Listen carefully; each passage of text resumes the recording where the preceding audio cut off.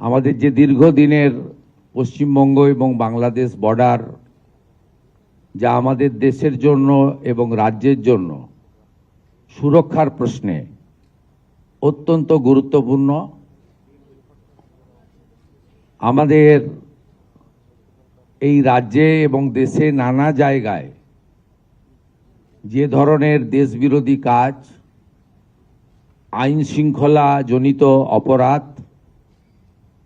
লাভ জেহাদ, ল্যান্ড জেহাদ, বলপূর্বক ধর্ম পরিবর্তন এবং বিশেষ করে আমাদের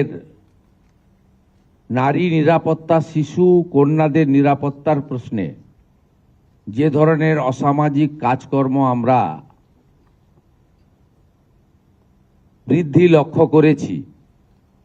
এবং তার সঙ্গে যুক্ত যারা বিভিন্ন সময় বিভিন্ন প্রদেশে এবং এই রাজ্যে ধরা পড়েছে, তাদের মধ্যে একটা বড় অংশ বাংলাদেশ থেকে আসা অবৈধ অনুপ্রবেশকারী।